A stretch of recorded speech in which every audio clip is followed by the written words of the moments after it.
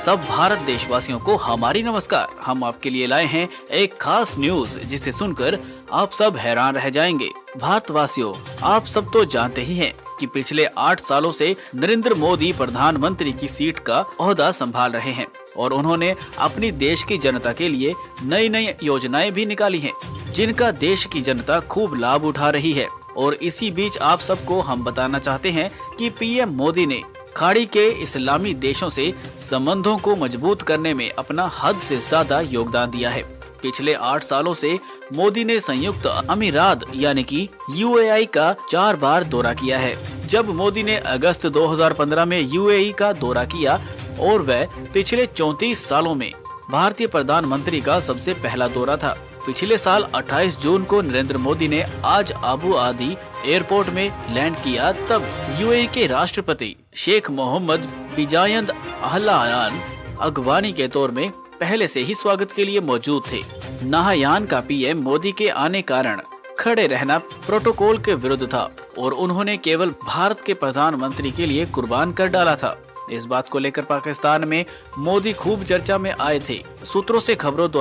सूत्रों की माने तो मोदी ने शेख मोहम्मद बिन जायद अल नाह्यान से काफी गहरी दोस्ती बनाई है। साल 2017 में गणतंत्र दिवस मौके पर नरेंद्र मोदी की सरकार ने मोहम्मद बिन जायद अल नाह्यान को चीफ गेस्ट के तौर पर आमंत्रित किया था, लेकिन तब मोहम्मद बिन जायद अल नाह्यान यूएई के राष्ट्रपति नहीं थे बल्कि अबू धाबी के क्राउन प्रिंस थे। सालों पिछली चलती आ रही परंपरा के चलते भारत गणतंत्र दिवस मौके पर किसी अन्य देश के प्रधानमंत्री या राष्ट्रपति को ही मुख्य अतिथि बनता है।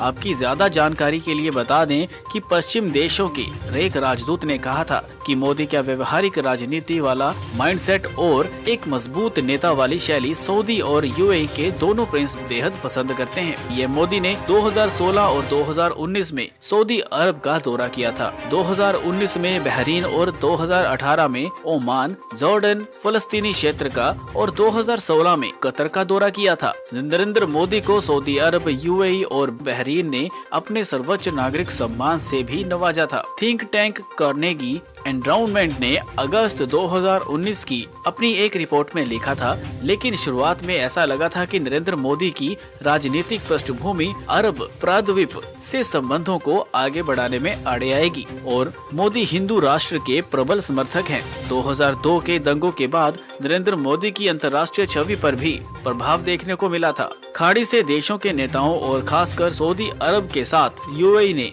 मोदी को इस रूप में देखा, लेकिन फरवरी 2019 को नई दिल्ली में एक समारोह में सऊदी अरब के क्राउन प्रिंस ने भारतीय प्रधानमंत्री को मोदी को अपना बड़ा भाई कहने का ओहदा दिया था। कई विशेष सूत्रों से पता चलता है कि 2014 में नरेंद्र मोदी के सत्ता में आने के बाद भारत के खाड़ी के देशों के साथ रिश्ते मजबूत हुए हैं। दूसरी ओर कई लोग ये तक मानते हैं कि गुजरात के मुख्यमंत्री रहते हुए नरेंद्र मोदी जी को कठिन रूप से इस्लामिक विरोधी छवि बनी थी। उसे तोड़ने के लिए मोदी ने खाड़ी के देशों के ऊपर अपना खास फोकस रखा। साल 2022 में मई महीने में आखिर में बीजेपी की प्रवक्ता रही नुपुर शर्मा ने पैगंबर मोहम्मद को लेकर विवादित टिप्पणी की थी और जून शुरू होते ही इस्लामिक देशों से तीखी प्रतिक्रिया आने लगी थी। लेकिन अब ये बात बिल्कुल सही है कि इस सरकार ने अरब वर्ल्ड को अपनी पहल में रखा है। भारत सरकार में अरब दुनिया से रिश्ते मजबूत हुए हैं।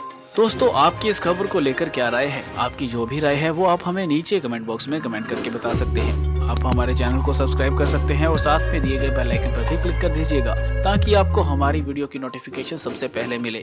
यहाँ तक बने रहने के लिए धन्यवाद।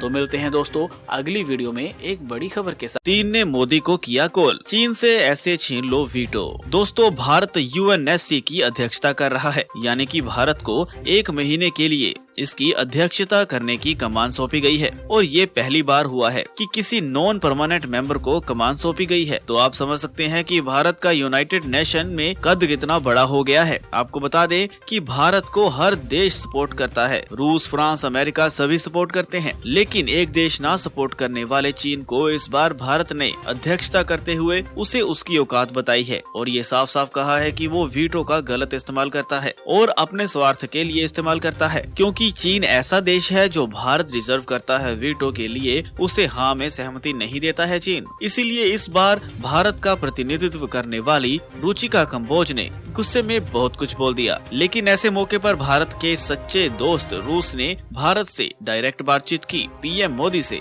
उनकी कॉल पर बात हुई इस मुद्दे पर, और अब उन्होंने ये रणनीति भी बताई कि कैसे अपनी पावर का इस्तेमाल करके इस बार जो भारत का अध्यक्षता मिली है उसका इस्तेमाल करके कैसे वह वीटो के सिस्टम को बदल सकता है और यूएनएससी में कैसे परमानेंट मेंबर बन सकता है। आपको बता दें कि रूस के राष्ट्रपति ने ये साफ साफ कहा है कि आज की डेट में यूएनएससी से भी ज्यादा पावरफुल एमटीसी है और G20 है, क्योंकि G20 में कुछ बड़े डेवलप देश भी हैं जैसे कि ऑस्ट्रेलिया है, अफ्रीका है, लेकिन यूएनएससी में नहीं है। इसीलिए रूस ने भारत को सजेशन दिया है कि वो साफ धमकी दे सकता है कि यूएनएससी छोड़ देगा और जो भारत के अच्छे दोस्त हैं उनके सपोर्ट के साथ भी यूएनएससी को भंग कर सकता है भारत। और यही कुछ रुचिका कंबोज ने भी अपने भाषण में कहा। तो आप समझ सकते हैं कि मोदी पुतिन की जो बातचीत है उसने दुनिया में खलबली मचा दी है। अब देखना ये होगा कि चीन इस पर क्या कुछ रवैया अपनाता है। और अभी हाल ही में कुछ दिन पहले रूस 28 देशों से भारत के लिए लड़ लिया था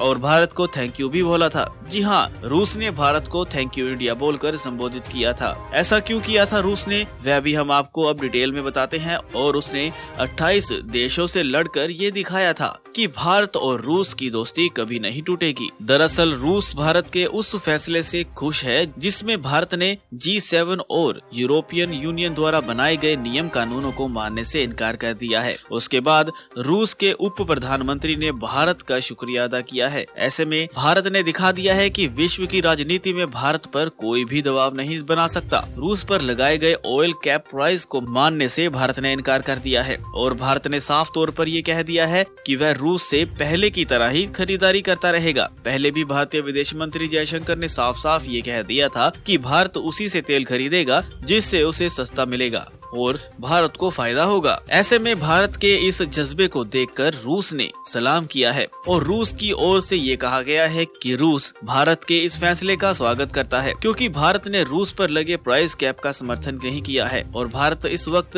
रूस से रोजाना 1 billion barrel crude oil import कर रहा है। वही रूस की तरफ से प्रतिदिन 5 बिलियन बैरल क्रूड ऑयल दुनिया के कई देशों में बेचा जा रहा है। उनमें से भारत अकेला ही तकरीबन 20% के खरीदारी कर रहा है। इसीलिए रूस ने भारत को ऑयल सप्लाई करने के लिए खुद के शिपमेंट का इंतजाम भी कर लिया है। वहीं टर्की ने जहां एक तरफ रूस से आ रही कई शिपमेंटों को इंश्योरेंस के ना होने पर रोक रखा है, क्योंकि उन शिपमेंट्स में मौजूद बैरल को रूस महंगे दामों पर बेच रहा था। लेकिन टर्की द्वारा शिपमेंट रोके जाने पर यूरोपीय देशों को भी तेल की सप्लाई मिलना बंद हो गई और ऐसे में यूरोपीय देशों का ये फैसला अब उन्हीं पर भारी पड़ रहा है। और रूस ने ये दिखा दिया है कि चाहे कोई देश कुछ भी कर ले, वह सभी देशों से बढ़ के है। दोस्तों, ऐसे में इस खबर के बारे में आपकी क्या राय है, हमें कमेंट करके जरूर बताएं। और अब आपको बताते हैं एक और ऐसी बड़ी खबर।